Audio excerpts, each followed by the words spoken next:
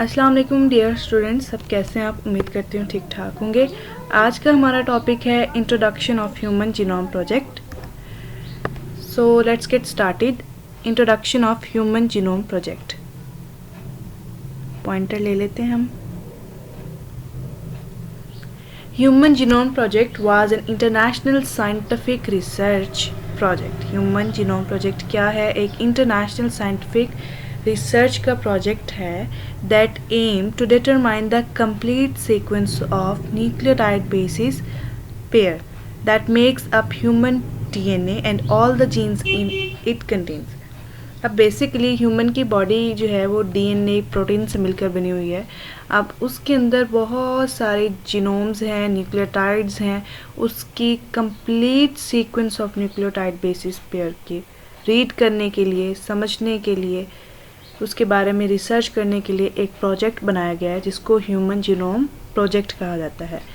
It remains the world largest collaborative biological project. और ये project उन प्रोजेक्ट्स की फहरिस्त में शामिल होता है जो कि वर्ल्ड में लार्जेस्ट कोलैबोरेशन से मिलकर बनाया गया हो। The idea was picked up in 1984 और इसका आइडिया 1984 में सबसे पहले किसने दिया था? By the US government. US government ने सबसे पहले इस आइडिया को पिकअप किया था कि we have to read about HGP। When the planning started, जैसे इसकी प्लान स्टार्ट हुआ, the project was formally launched in 1990 और इस प्रोजेक्ट को 1990s के अंदर सबसे पहले लॉन्च कर दिया गया था एंड वाज डिक्लेयर्ड और ये कंप्लीट हुआ था 2003 में। अबाउट 13 ईयर्स का टाइम लगा था इस प्रोजेक्ट को कम्प्लीटली रीड करने के लिए और इसके बारे में रिसर्च करने के लिए।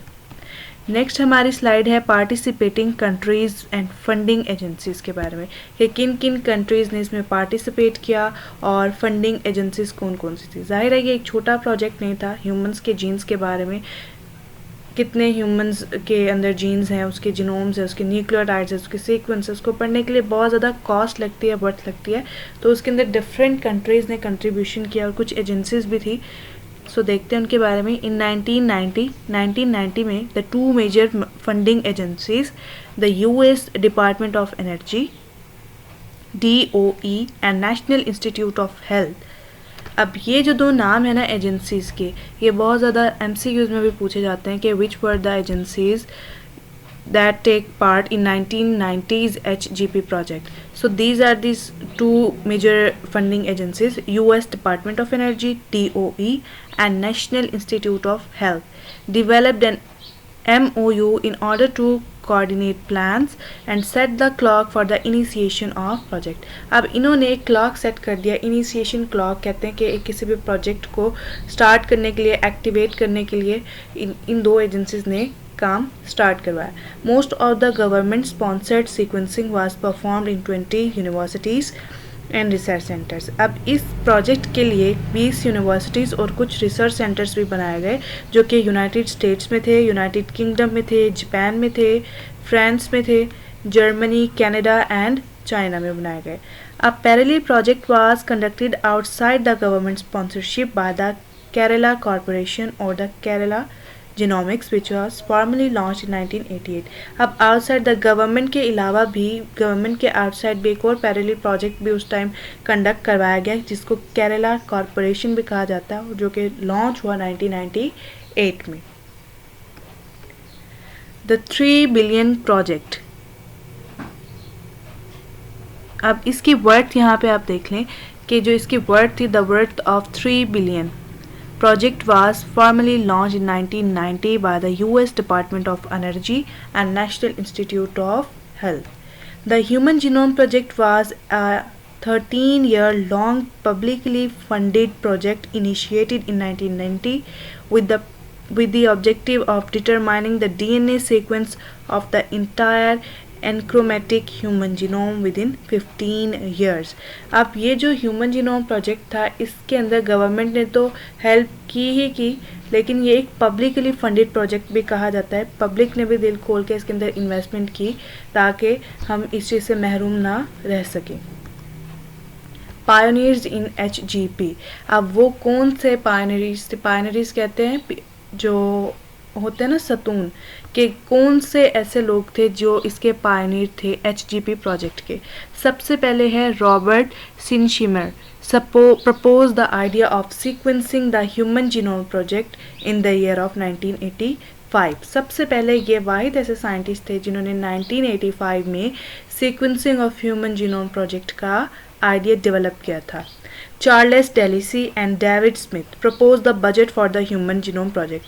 अब देखें जी, अब चार्ल्स डेलिसी और डेविड स्मिथ वो साइंटिस्ट थे जिन्होंने ह्यूमन जीनोम प्रोजेक्ट का एक बजट तैयार किया था कि इतने बजट में ये काम हो सकता है और इसमें इतनी कॉस्ट लगेगी। HGP Act was passed in US Congress under President Reagan in 1988। अब उस टाइम के प्रेसिडेंट भी क्यों पीछे रह जाएगा कि उसका नाम ना आए पायनियर लिस्ट में। सो उस टाइम के जो प्रेसिडेंट थे रेगन था उनका नाम, और 1988 में उनके कांग्रेस में जो है इस प्रोजेक्ट को पास करवाया गया था। James Watson headed the NIH genome program. James Watson थे जिन्होंने इस जो कि हेड थे NIH जीनोम प्रोग्राम के। अच्छा, यहाँ पे एक और बात भी बताती चलूँ कि HGP जो ह्यूमन जीनोम प्रोजेक्ट है इसके कई दफ़ा नाम चेंज हुए। कभी इसको नेशनल प्रोग्राम के थ्रू इसको नाम चेंज किया गया और कभी किस तरह से। सो प्रोजेक्ट का काम बेसिकली ये था, लेकिन इसका नाम कई दफ़ा चेंज हुआ। उसके बाद थे जी Francis Collins succeeded James Watson in 1993 as the overall project head and director of the NIH, which later became the National Human Genome Research Institute NHGRI,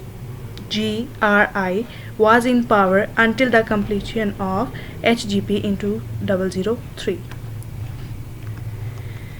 सो जी यहीं तक था आज का हमारा टॉपिक। बहुत शॉर्टिफाई करके आपको समझाया गया। होपफुली आपको समझ आ गई होगी कि HGP प्रोजेक्ट का क्या ऑब्जेक्टिव्स थे। बेसिकली सिर्फ उसका ऑब्जेक्टिव ये था कि ह्यूमन के अंदर जितने भी न्यूक्लियोटाइड्स मौजूद है, 1 मिलियन अबाउट न्यूक्लियोटाइड्स मौजूद होते हैं ह्यूमंस के अंदर, और someone called as 10 millions nucleotides मौजूद होते हैं। तो उन तमाम जितने भी न्यूक्लियोटाइड के बेस पेयर्स मौजूद हैं उन सब के सब को स्टडी करना, उनके बारे में बताना, और ये रिसर्च जो है वो बहुत ज़्यादा फेमस भी हुई। इसके अंदर पब्लिक ने भी बहुत ज़्यादा साथ दिया, डिफरेंट कंट्रीज़ ने भी फंडिंग दी, और इस तरह से ये प्रोजेक्ट जो है वो कंप्लीट हो गया 2003 में। सो आज का लेक्चर हमारा यहीं तक था। होपफुली आप लोगों को समझ आया होगा। अगर आपको इसमें से कुछ भी बात समझ में आई हो तो वीडियो को लाइक कर दीजिएगा, चैनल को सब्सक्राइब कर दीजिएगा।